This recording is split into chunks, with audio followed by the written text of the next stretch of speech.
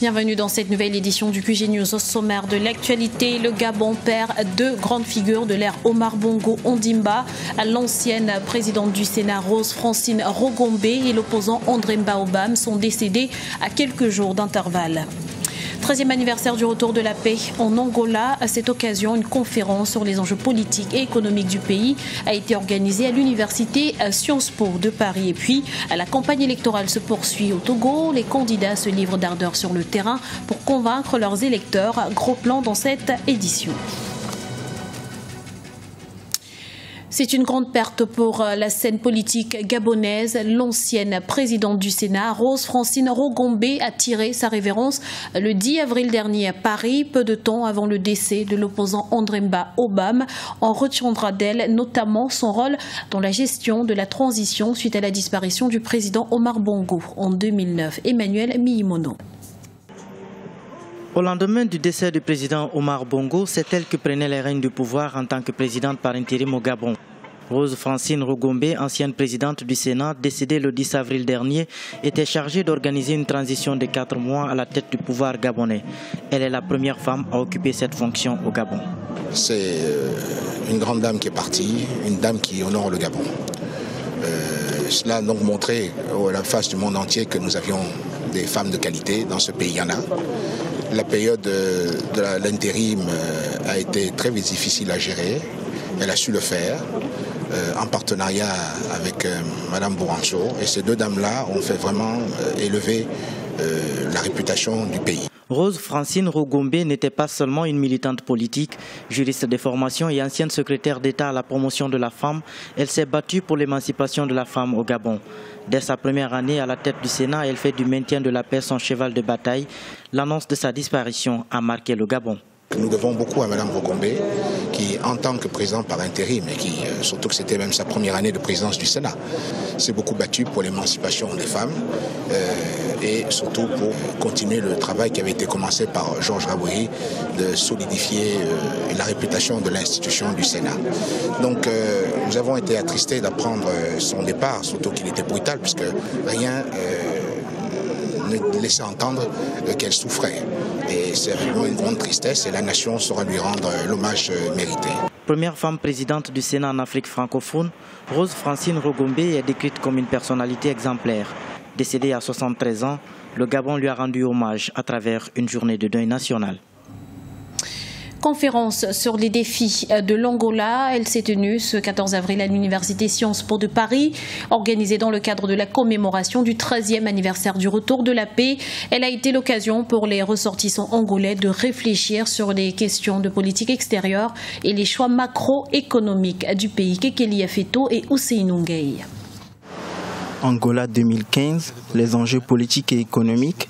Tel est le thème de la conférence tenue par l'ambassade de l'Angola ce mardi 14 avril en France. Une conférence organisée dans le cadre de la commémoration du 13e anniversaire du retour de la paix dans ce pays après 27 ans de guerre civile. C'est aussi une occasion d'offrir un espace de réflexion sur les questions de politique extérieure et les choix macroéconomiques de l'Angola. Cette journée, nous l'avons proclamée en commémoration du 13e anniversaire de la paix. C'est aussi cette année que nous allons célébrer 40 ans de l'indépendance. Donc on a cherché à mener notre message dans un milieu académique, raison pour laquelle la conférence a été réalisée donc à l'université de Sciences Po. C'est pour amener le message d'Angola, la réalité angolaise actuelle au niveau des étudiants, des professeurs, des diplomates. Donc c'était vraiment le but de parler pour que les gens puissent sortir de là et tailler avec le maximum d'informations concernant l'Angola. Des enjeux liés au mandat de l'Angola, au Conseil de sécurité de l'ONU, mais aussi à la stratégie de diversification de l'économie angolaise, les conférenciers ont abordé plusieurs thématiques d'ordre politico-économique et sécuritaire. Pour l'ambassadeur d'Angola en France, cette conférence entend redonner une nouvelle image du pays auprès du public. On veut que le public comprenne quelle est la réalité angolaise actuellement. On a fait un parcours un peu historique de notre pays et là, les gens ont une idée exacte de l'Angola l'Angola et pas ce qui se dit de gauche à droite. Donc, et après, l'autre objectif, c'est vraiment les entrepreneurs, les hommes d'affaires, les diplomates, les académiciens qui peuvent commenter là-dessus. Et à partir de cette conférence, les gens aussi peuvent s'intéresser à l'Angola, que ce soit du point de vue touristique, que ce soit du point de vue culturel, que ce soit du point de vue empresarial. Ancienne colonie portugaise, devenue indépendante en 1975, l'Angola fait partie des pays les mieux dotés d'Afrique en termes de ressources naturelles. Fort de ses 24,4 millions d'habitants, l'Angola tire ses principales ressources du secteur pétrolier qui contribue à près de 70% de ses recettes fiscales. Dans l'actualité également, rapport accablant signé Human Rights Watch sur le Mali. L'association de défense des droits de l'homme fait état d'une situation alarmante dans le pays. Elle pointe du doigt les attaques sporadiques des différents groupes armés qui donnent lieu à une situation d'anarchie et d'insécurité généralisée. Human Rights Watch attire en outre l'attention sur l'apparition d'un nouveau groupe djihadiste à la force de libération du Massina qui serait responsable de l'exécution d'au moins 5 civils. Un nouveau gouvernement entre en scène en Guinée équatoriale. Le Premier ministre Vicente Eyate Tomi et ses 3 adjoints ont pris fonction ce mardi à Malabo, la capitale. Une nouvelle équipe pour une nouvelle dynamique. Voyez ce reportage de Serge Kofi, notre correspondant en Guinée équatoriale. Les 4 premières personnalités du gouvernement équato-guinéen ont prêté serment ce mardi matin en présence du président de la République et des représentants de différentes institutions. Pas de changement majeur à la tête de l'exécutif équato-guinéen. Vicente Eyate Tomi reste Premier ministre chargé de la coordination administrative. Autre personnalité, Clemente Ngonga Nguema Ongene, qui garde son poste de premier vice-premier ministre chargé des collectivités locales, de la démocratie et du secteur public, mais également ministre de l'Intérieur. Pour Vicente Eyate Tomi, qui occupe la primature depuis le 2012, les enjeux restent entiers. Les défis restent les mêmes. Nous avons le plan Guinée équatoriale 2020 qui est à sa 2e phase et que nous devons matérialiser. Pour 2020, nous devons réussir ce plan afin que le pays devienne vraiment émergent. Dans cette nouvelle équipe, on note l'entrée de Francisco Pascual Obama Nsue, ancien ministre de la Jeunesse et des Sports, promu au poste de 2e vice-premier ministre chargé du secteur social. Autre poste, celui du 3e vice-premier ministre chargé des droits de l'homme qui revient à Alfonso Zemokui, le leader de la Convention libérale démocratique, un parti de l'opposition.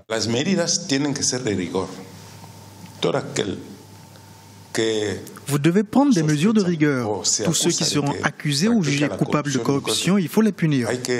Nous ne voyons pas les résultats du programme Guinée équatoriale 2020, qui est un programme important. Il nous faut traiter ces dossiers spécifiques. Le 10 avril dernier, le président Obiangema Bazogo avait dissous le gouvernement. Selon le numéro 1 équato-guinéen, ce remaniement ministériel a pour but de mettre en place une équipe dynamique pour faire face à la récession que connaît le pays en raison de la chute des cours du pétrole. La première mission de ces 4 personnalités sera de former une équipe gouvernementale. Au Togo, la campagne électorale bat son plein et la jeunesse se mobilise. Affiches, caravanes, concerts géants, les candidats usent de tous les moyens de communication pour séduire l'électorat jeune. Et la musique semble être le moyen le plus attrayant. Lefty Ounou. La campagne électorale mobilise la jeunesse togolaise. Affiches collées sur leurs différents moyens de transport, ils scandent les slogans de leurs candidats. La question du chômage des jeunes se place toujours au centre des débats.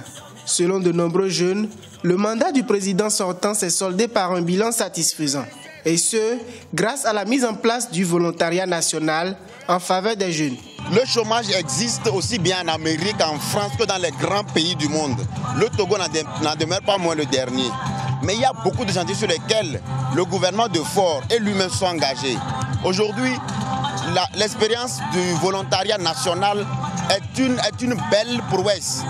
Beaucoup de pays viennent apprendre comment le Togo a mis en œuvre le volontariat pour permettre aux jeunes d'apprendre, d'avoir de l'expérience professionnelle avant de rentrer dans la vraie vie active.